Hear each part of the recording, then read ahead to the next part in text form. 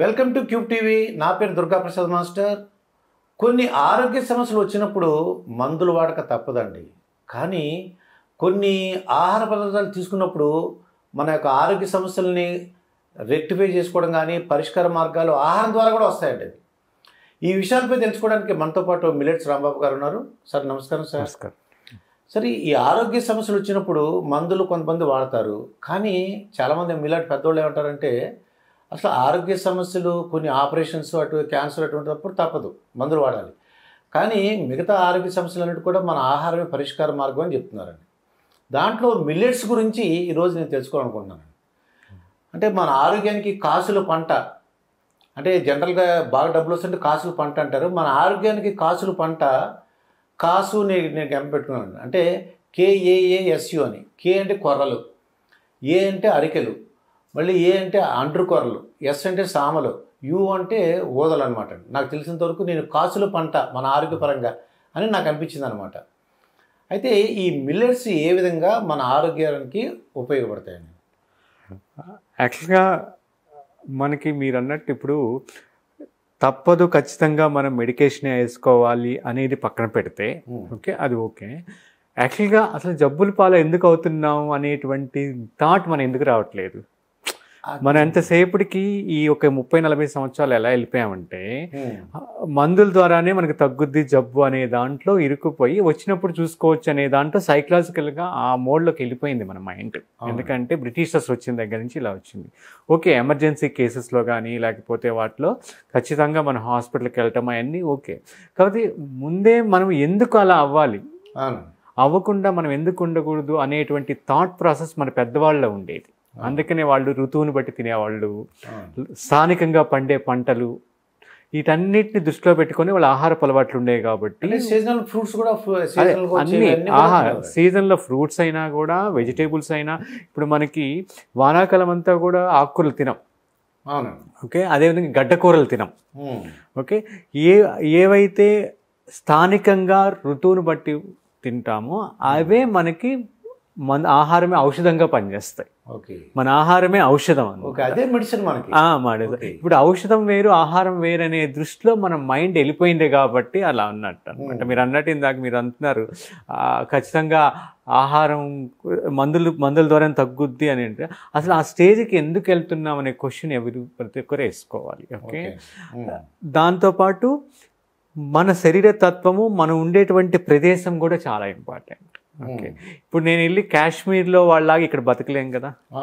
అదే ఆ climatical conditions బట్టి ఇప్పుడు రాజస్థాన్ వాళ్ళు తిండి మనం తినలేం, ఓకే, మన తిండి వాళ్ళు తినలేరు. అంటే స్థానికంగా మనం ఎక్కడున్నామో అక్కడ భోజనము, అక్కడ లోకల్ ఫుడ్స్ అనేది ఇప్పుడు గ్లోబలైజేషన్ వల్ల మనకేంటంటే అన్నీ కూడా ఎగ్జోటిక్ ఫ్రూట్స్ ఇవన్నీ వచ్చేస్తున్నాయి. మన జాంకాయ తింటాం మర్చిపోయాం మనం, ఓకే, మన నేరేడు పళ్ళు తింటే మర్చిపోయినాం. లేకపోతే అటన్నిటిని ఊటినే ఫామ్, ఆ రోజులు అలా కాదు, నేరేడు పళ్ళు తింటామని వెళ్ళి చెట్లకి వెళ్ళి కోసుకోవటం అన్ని ఎవ్రీథింగ్ ఈజ్ వన్, ఒక ప్లే లాగా, ఒక ఆటలాగా సరదాగా ఉండేది. అంటే మామిడి పళ్ళు వచ్చినప్పుడు దాన్ని ఇప్పుడు దాన్ని ఆస్వాదిస్తా ఆ సీజన్లో ఆ ఫ్రూట్ తీసుకోవటం అనేది ఒక రిచువల్గా ఉండేది మనకి. ఓకే, ఫుడ్ అనేది ఒక ఆహార సంస్కృతి. ఓకే, ఆ సంస్కృతిని ఇప్పుడు ఫార్మాలిటీ చేస్తాం. ఎవడు ఏం తింటాడో ఎవడికి తెలియదు. ఎంతసేపటికి మనము ఇన్ఫ్లుయెన్స్ అయ్యి తింటున్నాం. ఇప్పుడు మన స్థానికంగా ఉన్న భోజనంలో మనకి పప్పుచారులు ఉన్నాయి, ఎన్నో కూరలు ఉన్నాయి, అన్ని వదిలేసి బిర్యానీ అనేది ఒకటి పట్టుకున్నాము. లేకపోతే అట్లా కొన్నిటినే మనం హైలైట్ చేసి తింటున్నాం అనమాట. ఫాస్ట్ ఫుడ్కి జంక్ ఫుడ్కి అలవాటు. కాబట్టి వీటన్నిటికీ పరిష్కారము మనము స్థానికంగా మనకి ఆహారం ఏది పండుద్దో ఆ అవగాహన, వాటి వల్ల భూమిని తాపాన్ని తగ్గించటము, మన రీసోర్సెస్ని ఎక్స్ప్లాయిట్ చేయకుండా మినిమైజ్ చేయటము, అదేవిధంగా మనల్ని ఆరోగ్యంగా ఉంచి ప్రివెంటివ్గా పనిచేసే వాటిని అసలైన ఆహారంగా మనం చూడాలి.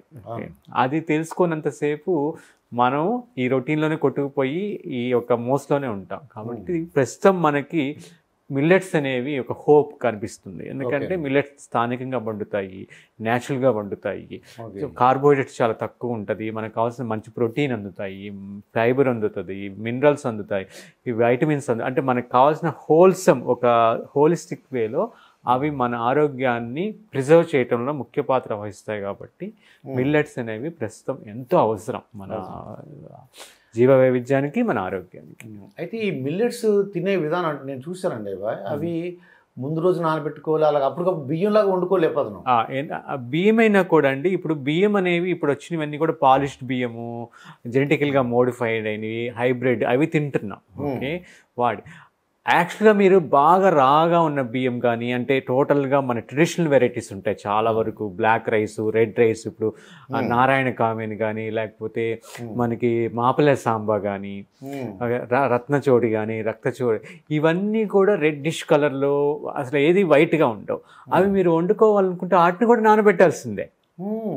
వాటిని కూడా 5 to 6 hours నానబెట్టినది అవి వండలేరు మీరు. దానికి నీళ్ళు ఎక్కువ. అసలు ఆహారం అనేది డ్రైగా ఉండకూడదండి. ఇది పొడి పొడిగా తింటాం అలవాటు చేసుకున్నాం. మన ఇంటెస్టైన్కి, మన లోపల డైజెస్టివ్ సిస్టమ్ ఇంటెస్టైన్కి లూబ్రికేట్ ఉండాలి. అందుకని తినే ఆహారంలో స్నిగ్ధంగా ఉండాలి. మన చెప్తారు మనకి ఆయుర్వేదంలో స్నిగ్ధంగా, మెత్తగా ఉండాలి, కొంచెం లూబ్రికేట్ లాగా ఉండాలి, ఆయిలీగా ఉండాలి. అవన్నీ కూడా మనకి ట్రెడిషనల్ రైసెస్ లేదా ట్రెడిషనల్ ఈ మిల్లెట్స్ అనేవి అంతసేపు నానబెట్టుకుంటే కానీ దాంట్లో ఉన్న ఫైబర్ అనేది సాఫ్ట్గా అవ్వదు, దాంట్లో ప్రోటీన్ అనేది డైజెస్టివ్ ఫామ్లోకి మారదు. ఓకే, ఇప్పుడు తినేవన్నీ కూడా ప్రాసెస్ చేసి, పాలిష్ చేసి హైబ్రిడ్ అనమాట. ఇప్పుడు హైబ్రిడ్ జాంకాయ ఎంత ఉంటుంది, నాటుకాయ ఎంత ఉంటుంది, కానీ తీపి ఉండదు, ఏముండదు, అలా ఉండదు. దీంట్లో మటుకు చాలా స్వీట్ ఉంటుంది, న్యాచురల్గా ఉంటుంది, ఆ ఫ్లేవర్ ఉంటుంది. మీకు చిన్న ఎగ్జాంపుల్, చిన్నప్పుడు మా నానమ్మ చాలాసార్లు చెప్తాను, ఆవిడ బీరకాయ వండుతున్నా లేకపోతే పొయ్యి మీద పప్పుచారు వేసినా రోడ్డు దాకా స్మెల్ వచ్చేది, మనకి అరోమా వచ్చేది. ఓ మా నాన్నమ్మ ఈరోజు బీరకాయ వండుతుంది, పప్పుచారు చేస్తుందని. ఇప్పుడు మీరు వంటింట్లోకి వెళ్ళినా కూడా మీకు ఏం కూర వండిందో తెలియదు, అది చెప్పేదాకా తెలియదు. ఎందుకంటే ఆ ఫ్లేవర్స్ న్యాచురల్గా ఆ సాయిల్లో ఉన్న మినరల్స్, ఫ్లేవర్స్ ఇవన్నీ లాస్ట్, భూమిలో తత్వం కోల్పోయింది. అందుకని మనము కోల్పోయిన దాన్ని రివైవ్ చేసుకోవాలి. అదే ఫుడ్ కల్చర్, అదే ఆరోగ్యం. అది తెలియకుండా మనం ఎంతసేపటికి హాస్పిటల్కి వెళ్తే ట్యాబ్లెట్ ఇస్తారు ప్రివెన్షన్ అనే దాంట్లో ఉంటే ఇంకా టోటల్గా మనం బాడీని అంతా కూడా టాక్సిఫై చేస్తున్నాము. అందరికీ ఓపెన్ సత్యం ఏంటంటే అండి, ఒక ట్యాబ్లెట్ అయితే సామెత అంటారు కదా, ఉన్న నాలుగు కోసం కొండ నాలుగు వేసుకుంటే ఉండలేకపోయిందని చెప్పి.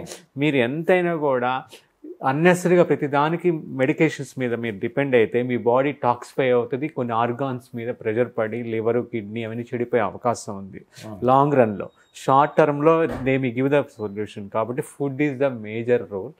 లైఫ్ స్టైల్ ఆల్సో, అంటే మన బాడీ ఫిజికల్ ఎక్సర్సైజెస్ కానీ, ప్రాణాయామ కానీ, ఇవన్నీ కూడా హోల్సమ్గానే మన ఆరోగ్యం మీద ప్రభావం చూపిస్తాయి అన్నమాట. అయితే ఎక్కువగా అదే ఒకటి మీరు అడిగినట్టు నానబెట్టి అంటే నానబెట్టే తినాలండి మిల్లెట్స్. కానీ ఏవైనా కూడా కందిపప్పు, మినపప్పు అయినా కూడా అవి వండుకున్నా కూడా అవి మీరు పాత రోజుల్లో నానబెట్టేసేవాళ్ళు ఎర్లీ మార్నింగ్ లేవగానే, తర్వాత పొయ్యి మీద కడిగి పొయ్యి మీద వేసేవాళ్ళు.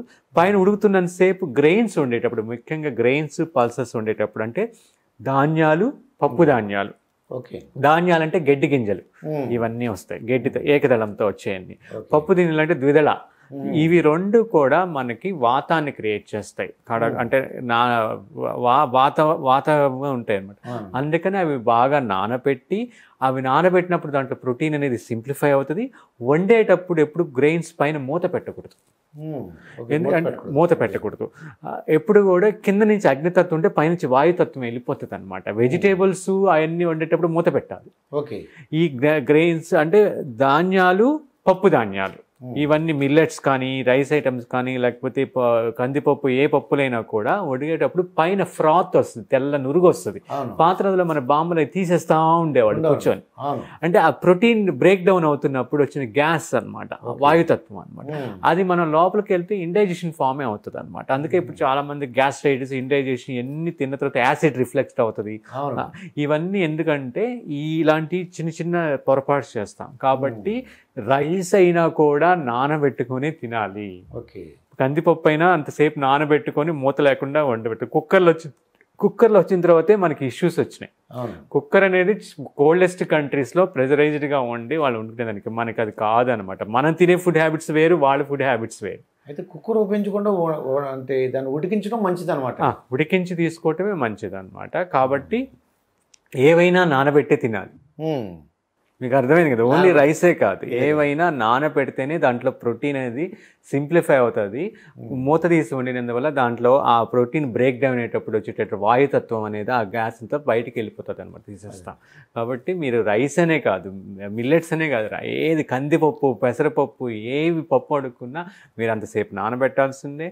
అది ఉడికేటప్పుడు పైనుంచి అది తీసేసి వండుకోవాల్సిందే, అది కంపల్సరీ అండి. ఓన్లీ మిల్లెట్సే కాదు, ఎవరికైనా మీరు అన్నట్టు ఎవరికైనా టైం లేదు మిల్లెట్స్ వండుకునేదానికి ఇలా మీరు అనుకున్నట్టయితే ఖచ్చితంగా వీటిని నెలకు ఒకసారి ఒక 10కి ఎంత మీరు వాడుకుంటారో ఇంటికి కావాల్సింది అంత పెట్టి నానబెట్టేసి ఒక 5-6 అవర్స్ ఎండపోసి ఆ తర్వాత త్వరగా వండుకోవచ్చు మీకు టైం లేదు అనుకున్నప్పుడు. ఓకే, అవంతా కూడా ముందు నానబెట్టేసి ఎండబెట్టేసుకొని ఆ తర్వాత వాటిని మీరు ఎప్పుడు కావాలంటే అప్పుడు హాఫ్ అన్ అవర్ అట్లా నీళ్ళలో వేసుకొని అట్ట చేసుకోవచ్చు అనమాట. ఆ ప్రోటీన్ సింప్లిఫై అవ్వటం మనకి మెయిన్ ఇంపార్టెంట్, ఆ ఫైబర్ అనేది సాఫ్ట్ అవ్వటం రెండు ఇంపార్టెంట్ అనమాట. అయితే రాంబాబు గారు ముఖ్యంగా ఏంటంటే ఈ మిల్లెట్స్ తినేవాళ్ళు వాళ్ళని అడుగుతుంటే వాళ్ళు ఏమంటారంటే రైస్ అంత రుచికరంగా ఉండలేదండి, కొద్దిగా ఇబ్బందిగా ఉంది, రైస్ అంతా రుచికర కూరలు వేసుకున్నప్పుడు అలా ఎక్కువగా వాళ్ళు చెప్పే కంప్లైంట్ అనమాట ఇది. ఒకటండి ఇక్కడ అది సైకలాజికల్గా ఇన్ని సంవత్సరాలు మనము రైస్ని యాక్సెప్ట్ చేసేసాం. మీరైనా కూడా నేనైనా కూడా ఒక కొత్తదాన్ని ఆహ్వానించేటప్పుడు ఫ్రిక్షన్ ఉంటుంది, కొద్దిగా ఇబ్బంది పడతాం. ఏదైనా కూడా కొత్తదనాన్ని ఆహ్వానించండి. మీరు సడన్ గా ప్యాంట్ షర్ట్ వేసుకుంటా ఉన్నారు, కొన్ని రోజులకి తీసేసి పంచా పైన కండువా వేసుకునే లైఫ్ స్టైల్ మారాలనుకున్నప్పుడు ఫ్రిక్షన్ మీరు యాక్సెప్ట్ చేయదు మీ మైండ్. అది మీకు అర్థమే కదా, అంటే ఏదైనా ఒక దాని నుంచి ఇంకో దాంట్లో ట్రాన్స్ఫార్మ్ అయ్యడానికి ఆ ఫ్రిక్షన్ అనేది కామన్. అది ఫస్ట్ మనం అది సైకలాజికల్ ఇష్యూ. రెండోది ఏంటంటే ఇన్ని సంవత్సరాలు మనం ఏం చేసామంటే పొడి పొడిగా తింటాం నేర్చుకున్నాం. అవునండి, పొడి పొడిగా ఉండాలండి, పొడి పొడిగా ఉండాలి, పికిల్స్ అయింది, ఇవన్నీ మనకి ఇప్పుడు బిర్యానీ అనేది మన లైఫ్లో ఒక ముఖ్యమైన పార్ట్ అయిపోయింది. ఫ్రైడ్ రైస్ అనేది ముఖ్యమైన పార్ట్ అయిపోయింది. అవి రెండు చాలా డ్రైగా పొడిగా ఉంటాయి, అలాంటి దాన్ని మనం అలవాటైపోయాం. అది మిల్లెట్స్ వచ్చేటప్పటికి కొంచెం సాఫ్ట్గా అంటే పొడి పొడిగా ఉన్నా కొంచెం మెత్తగా ఉంటాయి అనమాట. వండకపోతే గట్టిగా ఉంటే తినలేము, అరగదు ఇండైజెషన్. కాబట్టి మెత్తగా కొంచెం సాఫ్ట్గానే వండుకోవాలి. వాటిని పొడి పొడిగా వస్తాయి ఖచ్చితంగా మనకి, మనం కొంచెం వండే విధానం తెలుసుకుంటే పొడి పొడిగా వస్తాయి. అదేవిధంగా మీకు మెయిన్ మన వాళ్ళకి పచ్చళ్ళు, మన తెలుగు వాళ్ళకి పచ్చళ్ళు బాగా అలవాటు ఉంటాయి, చట్నీస్ పచ్చళ్ళు, వాటికి పొడిగా ఉంటేనే అవి టేస్ట్ తెలుస్తుంది. ఆ ఒక కాంటెస్ట్లో మనకు మొదటి ముద్ద పచ్చడి కానీ దాంతో మిల్లెట్స్ ఉంది నేను విన్నామన్నమాట పచ్చళ్ళకి. మిగతా అన్ని మీరు రసం కానీ సాంబార్ కానీ లేకపోతే పొంగల్లాగా వండుకున్నా, కిచిడిలాగా వండుకున్నా, పరమాణంలాగా వండుకున్నా, పెరుగన్నంలాగా వండుకున్నా వీటికి ఎలాంటి సాఫ్ట్గా కాకపోతే ఆ సాఫ్ట్గా వండుకొని వేసుకుంటే మీకు తెలియదు అసలు, సూప్ లాగే తినేయచ్చు కదా. ఓన్లీ పులిహార, బిర్యానీ ఇలాంటి వాటికే ఫ్రైడ్ రైస్ అన్నప్పుడు అది ఫ్రైడ్ రైస్ ఇట్లాంటివి వాటికి కూడా మనకి ఆరికలు కొరలే బాగుంటాయి. అరికలు కొరలు ఇవి అంటే ఇప్పుడు పరమాణం అనుకోండి సాఫ్ట్గా ఉండాలి, అందుకు ఓదలు చాలా బాగుంటాయి. అండకూరలు వచ్చేటప్పటికి మీకు కిచిడీలాగా కానీ అట్లా సాఫ్ట్గా ఎక్కువసేపు నీళ్ళు ఎక్కువ వాటికి ఆ కన్సిస్టెన్సీలో వండుకున్నట్టుకి అండకూరలు బాగా సూట్ అవుతాయి. అండకూరలు వచ్చి మీరు కొంచెం వేరే బయటికి చేసారనుకోండి ఆ టేస్ట్ మీకు అది ఎన్హాన్స్ అవ్వకపోవచ్చు.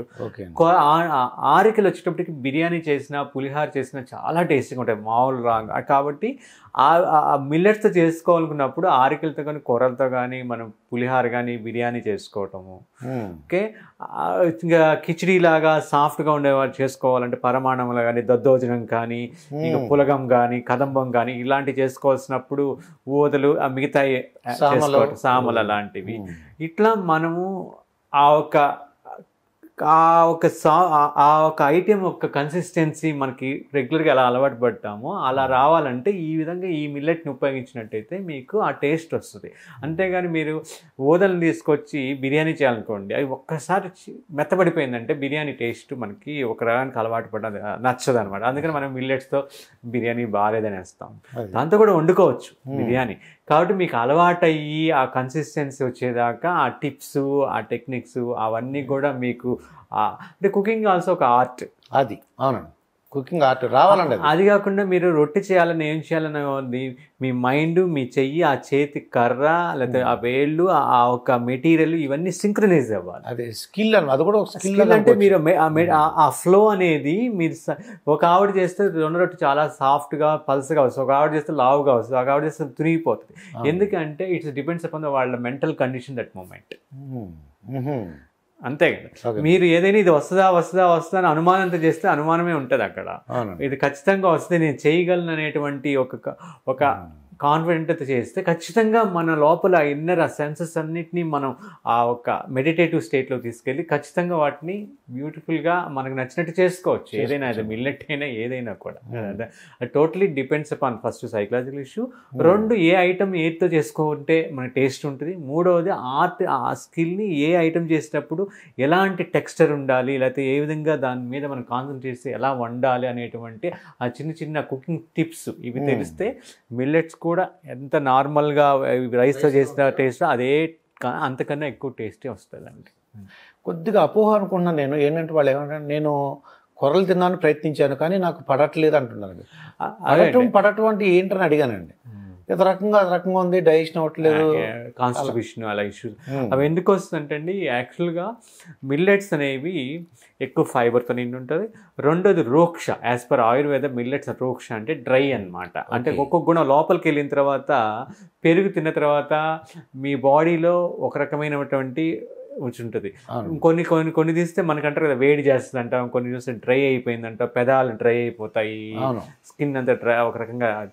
ఆ ఫుడ్లో ఆ లూబ్రికేషన్ లేనందువల్ల అది డ్రై స్టేట్. దానికి మనం ఖచ్చితంగా లూబ్రికేట్ చేయాలి. అంటే ఆ వండేటప్పుడు నెయ్యి వేసి వండుకోవటము, ఎక్కువసేపు నానబెట్టాలి, 6 to 8 hours నానబెట్టాలి.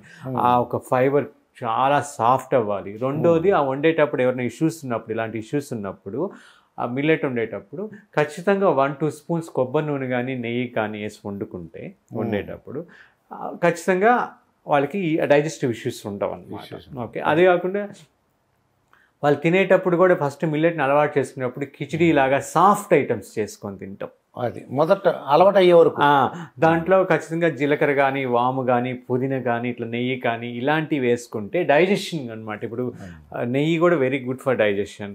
జీలకర్ర, లేకపోతే వాము, పుదీనా, అదేవిధంగా నెయ్యి, కొబ్బరి నూనె, ఇవన్నీ కూడా మిక్స్ చేసుకున్నట్టయితే, లేకపోతే cooking at the time of eating అనమాట, తినేటప్పుడు కానీ కుకింగ్ చేసేటప్పుడు ఇలాంటి ఇంగ్రీడియంట్స్ మనం యాడ్ చేసుకుంటే, సొంటి అలాంటివి ఖచ్చితంగా అది డైజెషన్కి సిస్టమ్ని స్టిమ్యులేట్ చేస్తాను అనమాట. అలాంటివి తీసుకుంటే ఖచ్చితంగా మంచిది. అది కాకుండా వాత బాడీ ఉన్న వాళ్ళకి కొన్ని ఇష్యూస్ ఉంటాయి మిల్లెట్స్ తినేటప్పుడు. మిగతా వాళ్ళకి పిత్త అండ్ కఫ వాళ్ళకి ఏం ఇష్యూస్ ఉంటాయి, వాళ్ళకి ఈజీగా డైజెస్ట్ అయిపోతుంది అనమాట. ఓన్లీ వాత నేచర్ ఉన్న వాళ్ళకి అనమాట. అంటే ఎవరికైనా ఇండైజెషన్ ఇష్యూస్ ఉన్నా, ఎవరు థిన్గా ఉంటారు వాత వాళ్ళు, ఫికిల్ మైండ్ ఉంటుంది, డెసిషన్ తీసుకోలేకపోతూ ఉంటారు వాళ్ళు, అదంతా వాత నేచర్ అనమాట. కాబట్టి వాళ్ళకి అన్ని వేడిగా తినాలనిపిస్తుంది. ఈవెన్ ఎండాకాలం కూడా దుప్పటి కప్పుకోవాలనిపిస్తుంది వాళ్ళకి. ఇలాంటి అంతా వాత ఒక నేచర్స్ అనమాట. ఇలాంటి వాళ్ళకి కొంచెం డైజెస్టివ్ ఇష్యూస్ వస్తాయి అన్నమాట. పిత్త వాళ్ళకి కానీ కఫ వాళ్ళకి కానీ అలాంటి ఇష్యూస్ ఉండవు. కాబట్టి అలాంటి వాడి బాడీ పిత్త వాళ్ళు ఖచ్చితంగా నెయ్యి ఇంట్రడ్యూస్ చేసుకోవాలి, లూబ్రికేషన్ ఉన్న ఫుడ్స్ అనమాట, నట్స్ ఎక్కువ తీసుకోవాలి వాళ్ళు. ఓకే, డ్రై అయిపోతుంది కాబట్టి డ్రైకి ఆపోజిట్ ఏంటి, లూబ్రికేట్ చేయడం. ఆ లూబ్రికేటెడ్ ఉన్న రోజు నువ్వులు తీసుకోవటము, ఇలాంటి ఏదో ఒక దాని ద్వారా వాళ్ళ బాడీని లూబ్రికేట్ చేసుకుంటూ ఉంటే ఇండైజెషన్ ఇష్యూస్ ఉండవు. ఇదండి మిల్లెట్స్ వాడేవాళ్ళు కొన్ని టెక్నిక్స్, కొన్ని టిప్స్ వాడినట్లయితే తప్పకుండా వాళ్ళకి డైజెషన్ అవుతుంది. ఇవి నానబెట్టడం కానీ ఇవన్నీ కూడా కొన్ని టెక్నిక్స్ ఉన్నాయి. అది మనస్ఫూర్తిగా మనం ఒక రైస్ నుంచి ఇటు మిల్లెట్స్లోకి మారినప్పుడు కొద్దిగా మనం ఆ ఫ్రిక్షన్ కానీ ఆ ఇబ్బంది ఉంటుంది, కొద్దిగా అర్థం చేసుకుని ఉన్నట్లయితే మన ఆరోగ్యం చాలా బాగుంటుందని మన రాంబాబు గారు చెప్తున్నారండి. మరొక వీడియోతో మీ ముందుంటాను. మీ దుర్గాప్రసాద్ మాస్టర్.